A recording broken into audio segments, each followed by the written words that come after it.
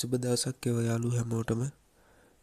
ඔන්න ඉතින් අද උදේ පාන්දරම වැස්ස අපි ගමනක් යන්න හදනකොට ඉතින් වැස්ස තෙමීගෙනම අපි බස් එකකට නැග්ගා. අපිට හොරණට ගිහිල්ලා හොරණින් පානදුරේට ගිහිල්ලා තමයි ගමන යන්න තියෙන්නේ. ඉතින් බලමු අද අපේ ගමන කොයි වගේ ගමනක් වේවිද කියලා. ඉතින් ඔන්න පානදුරේට ආව අපි 9:00 වෙනකොට.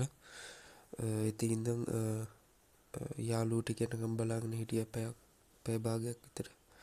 එහෙම ඉඳලා අපි පික්නික් එකක් දාලා යන්න ආවා. පානදුරේ ඉඳලා ස්ටේෂන් එකේ ඉඳලා කිලෝමීටර් 3ක් වගේ ඔය තියෙන පානදුරේ සමාධි ප්‍රතිමාව. එතන ඉඳන් ඉස්සරහට වෙන රවුන්ඩ් බෝඩ් එකෙන් පරණ පාරේ යන්න ඕන. ඉතින් අපි ඇතුළට ආපු ගමන්ම අපේ නම්බරය අහලා අතේ බැන්දා තැඹිලි පාට පටියක්. ඊට පස්සේ අපි ටේබල් නම්බරය අහගෙන ටේබල් එකෙන් වාඩි වෙලා ඉන්නකොට මුලින්ම හම්බුණා අපිට වෙල්කම් ඩ්‍රින්ක් එක. ඊට පස්සේ අපි වාඩිලා හිටියා ටිකක් වෙලා. ඊට පස්සේ අපි මුලින්ම ගියේ බෝට් රයිඩ් එක. බෝට් රයිඩ් එක යනකොට මාදු බොල්ගොඩ ගඟ පහු කරලා යන්නේ. ඉතින් යාළුවනේ යන අතරමඟදී අපිට හම්බෙනවා බොල්ගොඩ ගඟේ පොඩි ගල්තලාවක් වගේ ඉස්සර ටවර් එකක් තිබ්බා.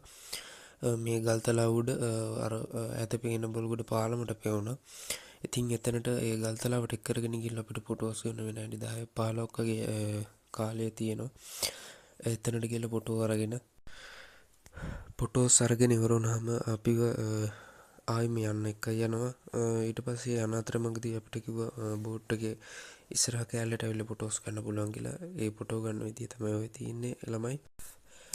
ඉතින් එහෙම ගිහිල්ලා බොල්ගොඩ ඔය පාලම් පහු කරලා ආයෙම අපි එනවා හෝටල් එක පැත්තට. ඊට පස්සේ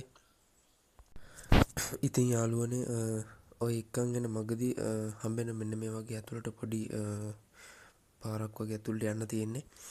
එතන ඉඳන් බෝට් එක නවත්තලා අපි හබල් ගහ යනවා වගේ. මේ හරිය ගැඹුරු නැහැ. එතනින් එහාට එක් කරගෙන යන්නේ හබල් ගහනවා වගේ මඩේ උණු බටයක් හිටව. ඉතින් ඔයාලට වීඩියෝ එක එන්ජොයි කරන්න කියලා මෙතන ඉඳලා ආරාධනා කරනවා. ඉතින් මෙතනින් යනකොට මාරම නිස්කලංකයි, කිසිම සද්දයක් නැහැ. ඇතුළ සද්දේ ඔයාලත් අහලම් බලන්නකෝ.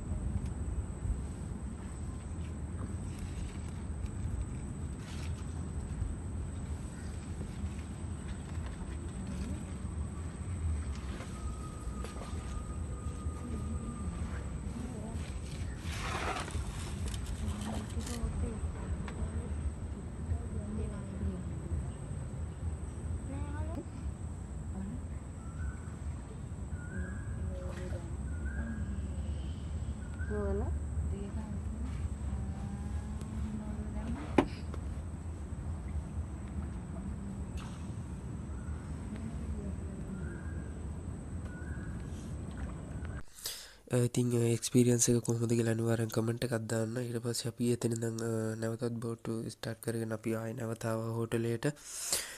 ඊට පස්සේ ආවට පස්සේ අපිට කිව්වා ඉතින් අපි ආපුවම බුෆේ එක ඕපන් කිව්වා. අපි ගියාම මුලින්ම සුප් එකයි බන් එකයි තිබ්බා. ඊට පස්සේ ඒක අරගෙන ඒ ටික කාලා බීලා ඊළඟ සිලෙක්ෂන් එකට ආවා. ඒ කියන්නේ දෙවෙනි පියවර. ඊට පස්සේ එතනට ආපුවම ඔය වගේ කෑම තියෙන්නේ එළවලුම අයිටම් වලින් හදපු කෑම රෙසිපි එකක්. ඊට පස්සේ ඒ ටික අපි කාලා ඉවර වෙලා ඊළඟට අපි ආවා කෑම කන්න එනකොට රයිස් මාළු චිකන් ඒ වගේ අයිටම් තිබ්බා. ඊට පස්සේ එලා ඒ සිලෙක්ෂන් එක වෙනම තිබිලා ඊට පස්සේ ආයි වෙනම තියෙනවා ගමේ කෑම බතලාල කුරක්කන් රොටි ඒ වගේ අයිටම් ගොඩක්.